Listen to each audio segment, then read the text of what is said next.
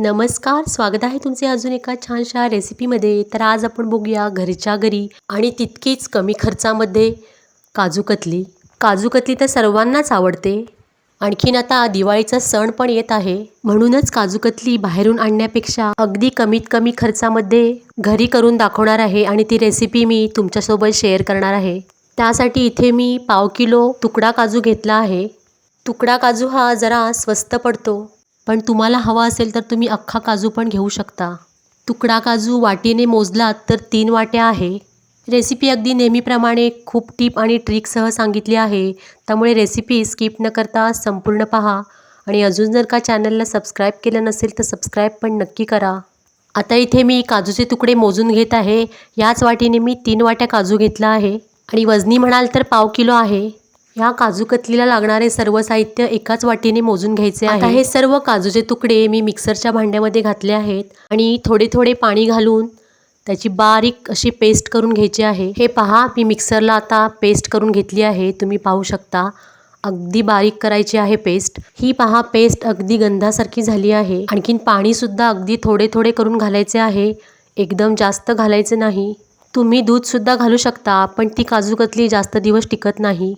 आता ही पेस्ट आपण गॅसवरच्या पॅनमध्ये घालणार आहोत. इथे मी नॉनस्टिक पॅन घेतला आहे. शक्यतो तुम्हीसुद्धा नॉनस्टिकच पॅन घ्या, म्हणजे तळाला पेस्ट चिकटत नाही. जर साधी कढई घेतलीत किंवा लोखंडाची कढई घेतली तर ते मिश्रण सर्व तळाला चिकटून वेस्ट जाण्याची शक्यता आहे. म्हणूनच तुम्हीसुद्धा नॉनस्टिक पॅन किंवा कढई घ्या. आता इथे मी सर्व पेस्ट पॅनमध्ये घातली आहे आणि जर का मिक्सरच्या भांड्याला लागली असेल तर किंचितसं पाणी घालून पूर्ण विसळून घेतलं तरीसुद्धा चालेल. आता ज्या वाटीने मी काजूचे तुकडे घेतले होते त्याच वाटीने 1.5 वाटी मी साखर घातली आहे याच्यामध्ये. मिश्रण ढवळत असताना गॅस अगदी कमी ठेवायचा आहे आणि सतत ढवळत राहायचं आहे. आता इथे मी संपूर्ण 1.5 वाटी साखर घातली आहे. गॅस अगदी बारीक ठेवायचा आहे आणि आता हे मिश्रण हळूहळू पातळ व्हायला लागेल. त्यातील साखर जसजशी विरघळेल तसतसे ते पातळ होऊ लागेल. साखर पूर्ण विरघळेपर्यंत सतत ढवळत राहायचं आहे आणि गॅससुद्धा बारीक ठेवायचा आहे. तुम्ही काजू मिक्सरला वाटताना पाणी न घालता नुसती त्याची पावडर जरी केली तरी पण चालते, परंतु जेव्हा आपण पावडर ही चाळतो तेव्हा ती पूर्ण चाळणीला चिकटून राहते आणि चाळणीमध्ये त्याचे बारीक बारीक कणसुद्धा बरेच राहतात. पण असे पाणी किंवा दूध घालून जर मिक्सरला बारीक वाटले तर ती पेस्ट पूर्ण आपल्याला वापरता येते. आणखीन आपण जे साखरेचे प्रमाण सांगितले आहे ते सुद्धा कमी किंवा जास्त होत नाही, अगदी परफेक्ट होते. म्हणूनच मी इथे काजूची पेस्ट केली आहे पाणी घालून. हे पहा, मला आता मिश्रण ढवळताना 5 मिनटं झाली आहेत आणि साखर पूर्ण विरघळली आहे आणि मिश्रण अगदी पातळ झाले आहे. आता हे सतत ढवळतच राहायचे आहे. आणखीन गॅससुद्धा कमी ठेवायचा आहे. आता हे मिश्रण आणखी 5 ते 7 मिनटे मी ढवळून घेणार आहे एकसारखे. हे पहा, 5 ते 7 मिनटं झाली आहेत. आता या मिश्रणाला छान अशी उकळी फुटली आहे, तुम्ही पाहू शकता. ह्या काजू कतलीला लागणाऱ्या साहित्याचे प्रमाण मी डिस्क्रिप्शन बॉक्समध्ये दिले आहे, तिथे तुम्ही चेक करू शकता. आता एकूण मला 10 ते 15 मिनटं झाली आहेत हे मिश्रण ढवळत असताना. आता हे मिश्रण थोडे थोडे पहा घट्ट व्हायला लागले आहे. हे पहा, मिश्रण आता व्यवस्थित घट्ट झाले आहे. आता मी गॅससुद्धा पूर्ण बंद केला आहे. आता हे मिश्रण असेच गार होईपर्यंत ढवळत राहायचे आहे. हे मिश्रण जसजसे गार होईल तसतसे ते आणखीन घट्ट व्हायला लागेल. आणखीन एक 5 मिनटं असेच ढवळत राहायचे आहे.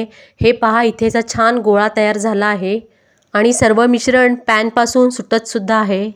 तुम्ही पाहू शकता, अगदी व्यवस्थित सुटत आहे ते. हे पहा, मिश्रण गार झाल्यामुळे थोडे ढवळताना जड होते, म्हणजे समजावे की ते मिश्रण आता काजू कतली करण्यासाठी तयार आहे. आता हे सर्व मिश्रण मी तूप लावलेल्या पॉलिथिनच्या कागदावर ओतून घेणार आहे. हे मिश्रण गार झाले आहे. आता तुम्ही प्लॅस्टिकच्या कागदाऐवजी बटर पेपर वापरलात तरीसुद्धा चालेल, पण माझ्याकडे आता नव्हता. हे पहा, आता हे मिश्रण छान असे कणकेच्या गोळ्यासारखे झाले आहे. आता यावरती थोडे तूप लावायचे आहे आणि गोळा असा मळून घेऊन थापायचा आहे पोळपाटावर. आणखीन आता लाटण्याला सुद्धा थोडे तूप लावायचे आहे आणि लाटण्याच्या साहाय्याने छान हा गोळा असा लाटून घ्यायचा आहे. तसं पाहायला गेलं तर काजू कतली करणं फारच सोपं आहे. हे पहा, इथे आता सर्व गोळा मी लाटून घेतला आहे. अगदी त्याचा थिकनेस पण तुम्ही पाहू शकता.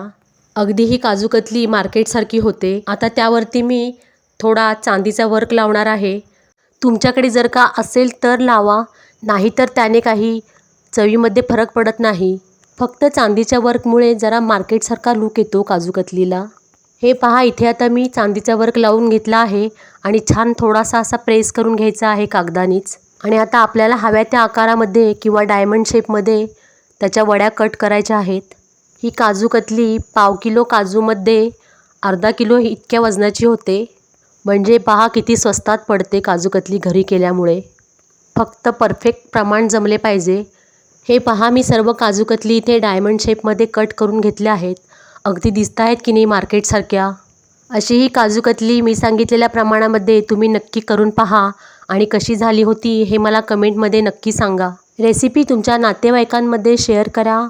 आणखीन रेसिपी आवडली असेल तर रेसिपीला एक लाईक नक्की करा आणि चॅनलवर जर नवीन असाल तर चॅनलला सबस्क्राईबसुद्धा करा. आणखीन बाजूला दिलेल्या बेलवर क्लिक करा म्हणजे येणाऱ्या व्हिडिओचे नोटिफिकेशन तुम्हाला सगळ्यात अगोदर मिळेल. ही पहा, इथे आता छान मार्केटसारखी काजू कतली तयार झाली आहे. रेसिपी पाहिल्याबद्दल सगळ्यांचे खूप खूप धन्यवाद. आता भेटू पुढील रेसिपीमध्ये. तोपर्यंत नमस्कार.